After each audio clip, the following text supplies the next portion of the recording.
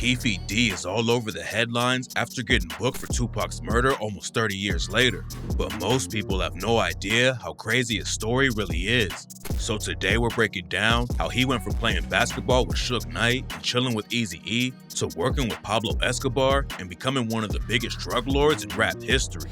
These days, Compton, California is one of the most notorious hoods in America. The Bloods, Crips, and other sets turned the city into a war zone, and it's been one of the deadliest places on the West Coast for decades. But back in the day, everything was different. Keefe D was born in Watts, California, but his family moved to Compton when he was a kid. His dad and uncle went down to Tijuana, Mexico to bet on horse races, and Keefe's dad hit it big and came up with $50K in his pocket, which is like winning $500,000 today. Keefe's parents decided to move to Compton in 1965 because back then it was a nice place. Everything was cool for a few years, but then the city started to change. Keefe said that the gang started moving in the area, and that's when all the white people ran away. Their family was huge, and Keefe had 11 siblings living under the same roof. Their parents couldn't keep an eye on all of them, and Keefe got active in the streets at a young age. He said the first time he ran into some gangsters was around 75 when he was 9 years old and they jumped him outside a corner store. Back in the day, Keefe was focused on sports and wanted to make it out of the trenches that way. He even played football with Suge Knight back then, but both of them ended up hustling in the trenches. When he was around 12, Keefe started repping the Southside Crips and was getting into fights with their main ops, the Eastside Bloods. He told DJ Vlad that back then, they were just throwing hands and nobody was getting shot up, but it didn't take long for that to change. A lot of street dudes ends up moving weight to get a little money on the side, but the story of how Keefe broke into the drug game is wild. He used to move a little weed in high school and even sold it to his baseball coach.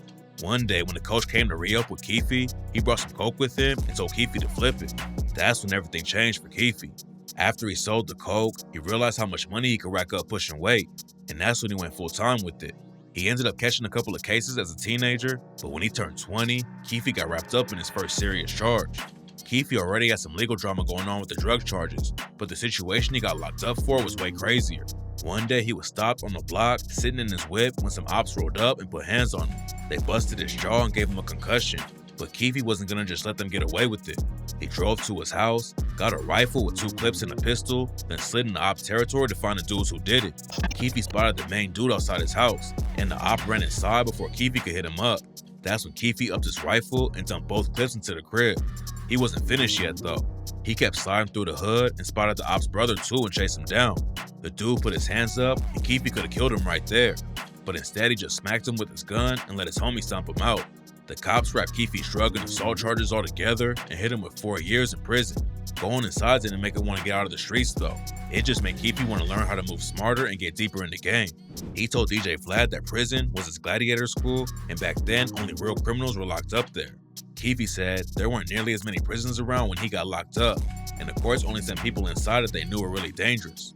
Keefe was only locked up for 4 years, but 13 dudes were murdered while he was inside. By the time he got out, crack had taken over the streets and made everything more deadly. The Bloods and Crips were always fighting for territory, and bodies were dropping on both sides almost every day. Back then, Keefe was pushing 3 to 5 kilos of cocaine at a time and had to go all over the city to find the weight. He was working with different plugs, trying to get enough product to flip, and moving around like that is how you end up getting robbed or killed. But when someone he was cool with in the coke game linked Keefe up with a new plug, he took everything to a crazy level. Pablo Escobar is the most famous drug lord of all time. He ran the Medellin cartel out of Colombia and became known as the king of cocaine. By the time he died in '93, Escobar had made around $70 billion in the drug game, and Keefe D was directly involved with that. A dude Keefe knew linked him up with the Colombian plug, and it turns out that it was one of Escobar's soldiers. The first time Keefe went to pick up, he was expecting 5 to 10 kilos, but the plug handed him 140 kilos and didn't even make Keefe pay. Moving that much weight in Compton wasn't even possible, so Keefe had to expand and start running drugs all over the country. Ice Cube broke it all down on the track My Summer Vacation and rapped, "In LA, everybody and their mama sell dope. They trying to stop it. So what the fuck can I do to make a profit? Catch a flight to St. Louis? That's cool, cause nobody knew us. We stepped off the plane, 4 gangbangers, professional crack slangers, and it's better than slanging in the valley. Triple the profit, making more than I did in Cali." Keefe was never into the rap game, but he had known Eazy E for years. Eazy repped the Kelly Park Compton Crips, and they were clicked up with the Southside. Keefe said they used to cook up at Eazy's mom's crib back in the day, and they'd all listen to Eazy spit bars. Back then, Keefe said Eazy was horrible on the mic, but he stayed on the grind and eventually became one of the hottest rappers in the world. After Diddy started Bad Boy Records, Keefe ended up meeting him at a music video. Diddy needed a lowrider for Usher's first music video, so he hit up Keefe D and used his whip. That's when Keefe met Diddy's homie Zip, and a few years later, he's the one who gave Keefe the gun that killed Tupac. Keefe is facing trial for shooting Tupac right now, but the situation didn't start with him. The issues with Diddy and Suge started after Suge dissed Diddy at the '95 Source Awards in front of the entire industry. Before that, Death Row and Bad Boy was cool, but Suge sparked a beef that night that ended with Pac, Biggie, and a lot of other dudes dying. Tupac signed with Death Row after Suge bailed him out of jail, and when he hit the booth, he came out swinging. He dropped a track, hit him up, and rapped, "First off, fuck your bitch and the clique you claim. West side when we ride, come equipped with game. You claim to be a player, but I fucked your wife. We bust on bad boys, niggas fuck for life. Then, fuck Biggie, fuck Bad Boy as a staff, record label, and as a motherfucking crew. And if you want to be down with Bad Boy, then fuck you too. And you niggas can't feel it, we the realest. Fuck them, we Bad Boy killers." It was one of the craziest diss tracks of all time, and it's allegedly why Diddy put $1 million bag on Suge and Pac's heads. Not long after Suge sparked the beef, his homie Big Jake was allegedly murdered by one of Diddy's friends when their crews ran into each other in Atlanta. Pac made the beef go viral and had the whole world watching, but there was way more going on in the streets that rap fans had no idea about. A few weeks before Pac was killed, there was a situation going down in California that set everything off. One of Keefe's little homies was at the Lakewood Mall when a dude named Trey and a few other Death Row guys tried to press him. Trey and his homies thought they caught the dude solo, but then some other Southside Crips rolled up and started putting hands on him. One of the Southside Crips who was there that day was Keefe's nephew, Orlando Anderson, and he's the real reason why Pac ended up dying in Vegas less than a month later. Pac, Suge, and a bunch of other Death Row dudes were in Vegas for a Mike Tyson fight. At the same time, Keefe and a bunch of his Crip homies were there for the same thing. Suge and Keefe had known each other since they were kids and had always been cool with each other, even though Keefe was a Crip and Suge repped the Bloods. And the day before Pac died, Keefe said he saw Suge in front of the hotel and they shook hands. Anderson was allegedly a massive fan of Tupac and owned every project he dropped. Rumors say he went to Vegas with Keefe and the other Crips just to see him. But what he didn't know is that Trey was with Death Row that night. After the Tyson fight, Trey spotted Anderson and pointed him out to Pac as one of the dudes who snatched his chain. That's when Pac walked up and threw the first punch. The rest of the Death Row crew jumped in to stomp Anderson out. Then they all ran off after hotel security rushed in to break it up. After he got jumped, Anderson linked back up with Keefe and the other Southside dudes and told him what happened. Keefe and his homies weren't strapped up that night, but that's when Diddy's homie Zip told him about some guns he had stashed in his whip. He passed Keefe a Glock, and that's when they went hunting for Tupac. At first, they went to Suge's nightclub called Club 662 and waited for him in the parking lot. The plan was to catch him when they pulled up, but after waiting for about half an hour, Keefe, Orlando, and two other Crips hit the road looking for Suge and Pac. There's a good chance they would have never found Pac and Suge if it wasn't for a couple of fans that saw him first. A car full of women saw Pac and started screaming, and that's when Pac started hanging out the sunroof. Keefe spotted him immediately, and the Crips busted a U-turn and pulled up next to Pac's whip. Keefe passed the Glock to the back seat because he didn't have a clear shot, and that's when Anderson allegedly leaned out the window and killed Pac. There was another car full of Death Row goons right behind Pac and Suge's whip, and they chased the Crips down and started letting off shots. The Crips got away without getting hit, but Pac tragically died from the gunshots a few days later. After it went down, Keefe and the other Crips went back to Compton, and that's when everything really popped off. Reggie Wright Jr. was the head of Death Row security back then, and his dad, Reggie Wright Sr., was actually a cop in Compton. Right after Pac died, Reggie Wright Sr. pulled up on Keefe and his homies and started sending death threats if anything happened to his son. The Bloods and Crips were already at each other's throats in Compton, but Pac's death took everything to the next level.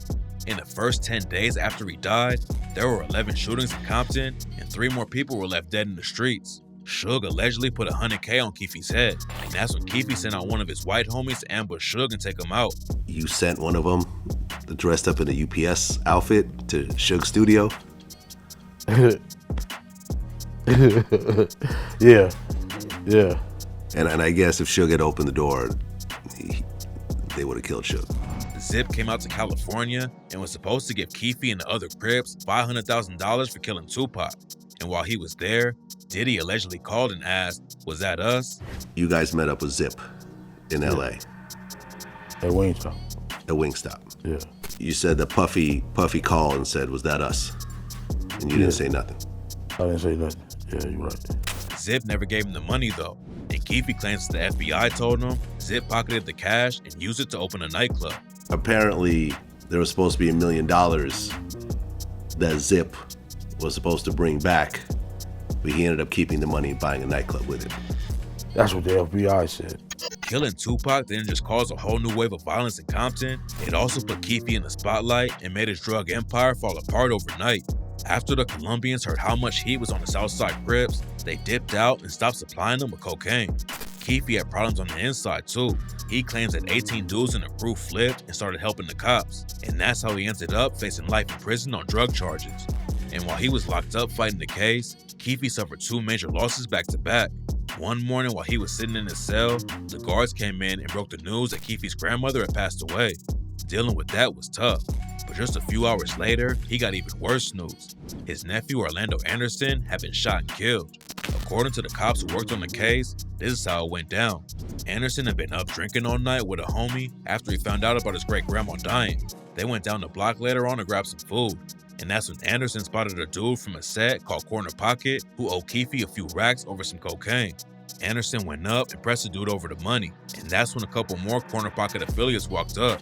Anderson pulled his gun and shot one of the dudes. Then the other side busted back and hit him in the chest. After Anderson dropped his gun, his homie picked it up and shot another Corner Pocket dude while they were running off. When all the smoke cleared, Anderson and 2 of the other Corner Pocket dudes were all dead. Keefe lost 2 family members, had his own crew flipping on him, and was looking at life in prison if he took the case to trial and it went the wrong way. The FBI had over 100 agents working against the Southside Crips, and there was no way Keefe was going to skate on the charges. He claims that the feds actually offered him $500,000 to become an informant and help take down other dealers, but Keefe decided not to be a rat and work with the FBI. Instead, he made a deal to tell him everything about the night Tupac died in exchange for getting the drug charges dropped. Without him speaking about it, nobody would have ever found out the truth, but it turns out there's even more to the story than what he claimed. In 2018, Keefe thought he was going to die from cancer and decided to let everyone know what went down in Vegas that night. He wrote a book about it and started doing interviews, and that's what led to him getting booked for Tupac's murder 27 years after it went down. A couple of years ago, rumors were flying that the cops were working on the Tupac case again, and Reggie Wright Jr. backed him up and said Keefe was scared. I bet Keefe D been having the runs for the last 2 weeks. Because yeah, they are knocking on doors and there's some activity. Keefe already admitted he was involved with Pac's death, but his deal with the cops gave him immunity from being charged. What got him into trouble though is that if anything he told him back then turned out to be a lie, he could still face charges. In 2023, the police raided Keefe's house and brought out all kinds of evidence that nobody else has ever seen. It's clear they already had something on him though, because the judge wouldn't grant a warrant for them to raid the crib over nothing. Even after Keefe said he was given the whole story, witnesses who were there when Pac got killed have a different version of what went down.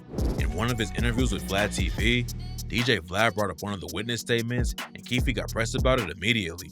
What witnesses were saying, though, was that when they saw the arm stick out the window and do the shooting, it wasn't a skinny arm. It was a bulky, hefty-looking arm. Well, I was in the passenger seat. I'm not saying it's you. I'm saying that there's 4 people in the car, but they said it wasn't a skinny arm that stuck his hand out the window. Who the witness? Can't say. Okay, they lying? Now, Keefe's officially charged with Tupac's murder and is supposed to be going to trial, but there's still a chance he'll get another plea deal if he helps the police. Ever since Pac died, there were rumors that Diddy was involved with the hit, but he always called cap on it and said the rumors were ridiculous. But if Keefe really did have conversations about killing Suge and Pac with him, Diddy could end up going down over the situation too. Keefe D went from selling bags of weed to moving kilos with Escobar's cartel and becoming one of the most powerful gangsters on the West Coast. Linking up with Diddy in the music industry could have turned all his money legit, but instead he stayed in the streets and allegedly murdered a legend over a beef that Diddy helped start. Diddy has always refused to talk about Pac's death in interviews, but if the police come knocking at his door like they did with Keefe, it's gonna be a different story. He's the one who allegedly put $1 million on Suge and Pac's heads, and if the cops found any evidence to prove it when they raided Keefe's crib, then there's no telling what's gonna happen next.